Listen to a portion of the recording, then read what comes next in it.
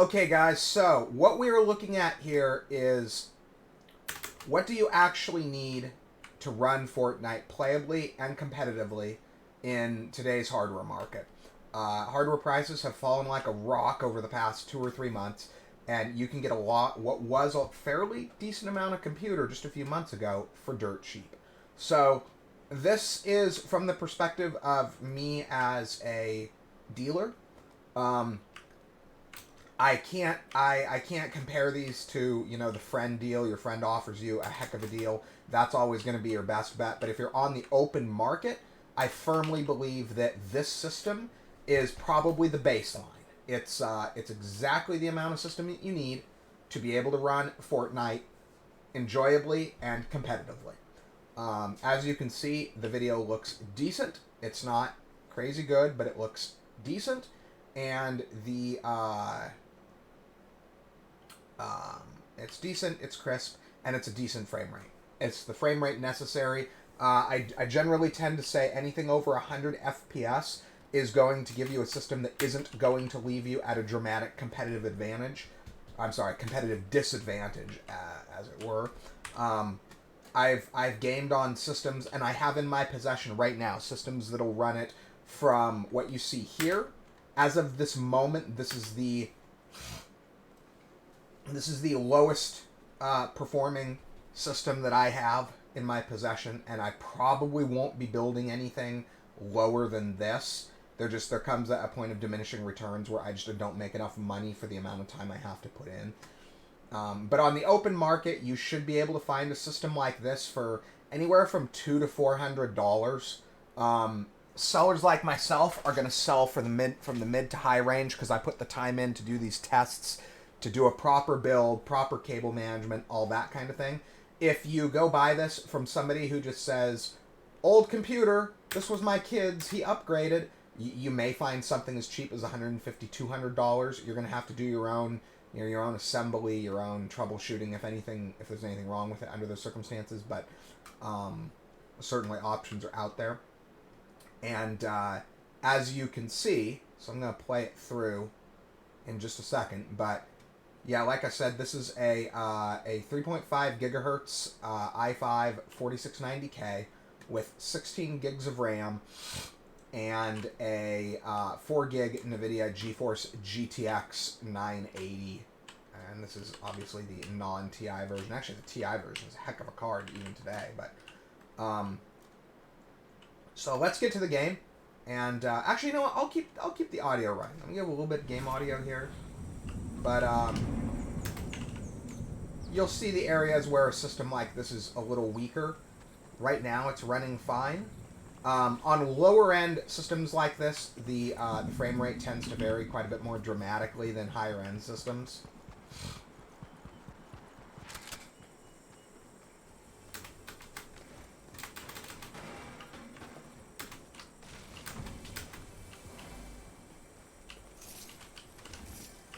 It generally seems to be another player.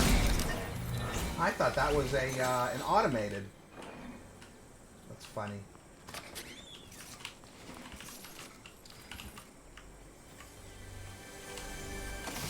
Oh, maybe it was a bot. They should have been able to kill me. What do we got going on here? We got another player.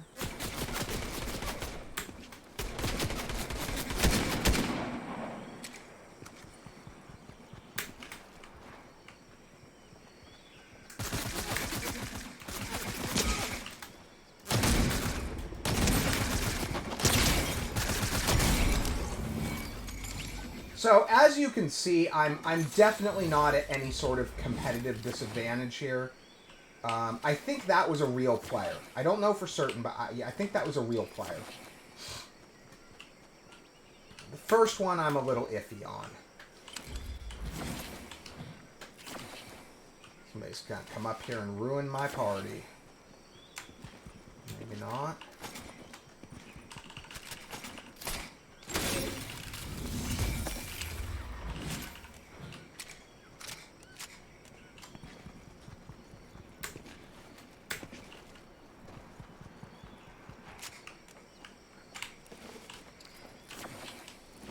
So, the 980, you know, you look at cards, video cards, like,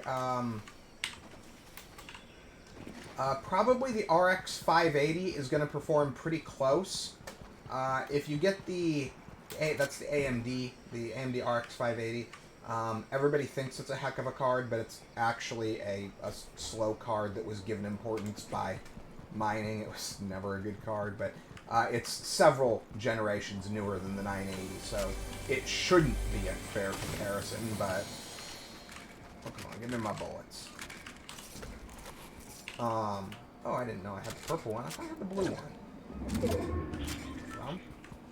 one. Yeah, so the RX 580, depending on configuration, the 8 gig might give you a little bit of an advantage. That extra 4 gigs of video RAM may help you in some circumstances. So you've got that. You've got, what else? 1060 6 gig, a good one. It's kind of a toss-up, actual real world. Driver advancements, since that card was new, combined with extra video RAM, should put it just a little ahead. The 980 Ti really destroys the 1060, but the standard 980, as long as you've got the 1066 gig, the 3 gig is a vastly inferior card. I mean, it almost isn't. It's apples to oranges. It's that big of a difference. Now, your best actual gain on a system like this, to be honest, would be to get an i7 chip into it, which in this case would be either a 4770K or a 4790K. The hyper-threading on those chips makes a big difference on Fortnite, from what I've noticed. In fact, most newer games would strongly prefer a hyper-threaded 4-core versus a non-hyper-threaded. In fact, most of those newer games would prefer a slightly slower, at least from what I have seen, would prefer a slightly slower hyper-threaded 4-core than a faster non-hyper-threaded i5 4-core. So if you're talking like, what's a good example? Like the 37, like a 4770 non-K 3.4 versus a. I guess I'm talking this. I'm talking, in this case, we're talking 4th gen. So let's say a 4690K non-hyper-threaded 4-core versus, say, the like a 4770 non-K 3.4. So even though it's 100 megahertz slower, the way games run now, I'm just finding that they really, really want that either the extra 2 cores on a mid-range 6-core or hyper-threading. Like, it makes a difference now. Yeah, if you can find, I think on eBay you can get 46 or 40 like 4790K. That's the chip to get. I think you can get those for like sub $100 prices at this point. I mean, they're not expensive. It's expensive for me if I'm trying to hit $300 for a system, and then I gotta put another $100 into a chip when I already paid $150 for the system. I'm already at the budget limit. But for the person that buys it and wants a quick upgrade, it's actually a pretty good chip.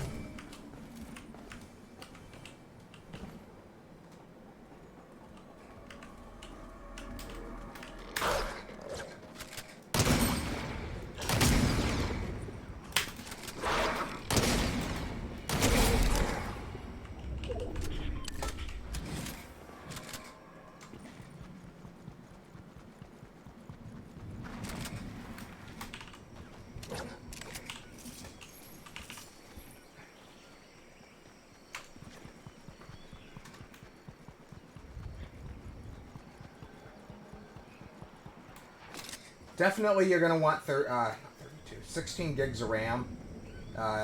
On the open market, if you try to buy it from a Newegg or some other place that sells new parts, you don't want to buy new DDR3. Do not waste your money on new DDR3. Watch for it on Craigslist or OfferUp or like Facebook Market and pick it up for like $10 for 2 8-gig sticks, something like that. You can put 32 gigs in.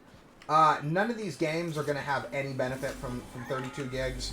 It's dirt cheap, so you may find somebody selling a dirt cheap 32 kit, but actively seeking it out, yeah, you don't really have a lot to gain.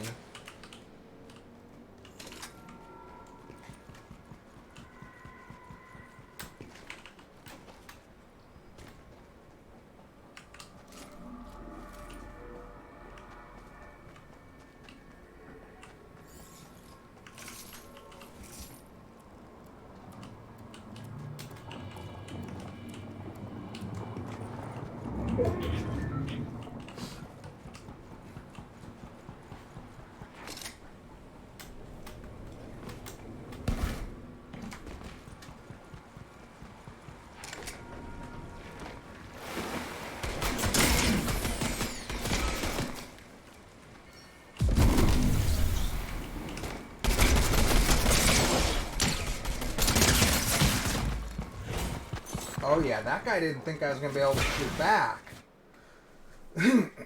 Okay, so I hope you guys find this little commentary on, you know, minimum what you actually need to run Fortnite and have fun. Fun being, you know, a chance to not get completely run over by everyone else. But I hope you guys find this interesting and informative, and thanks for watching the video.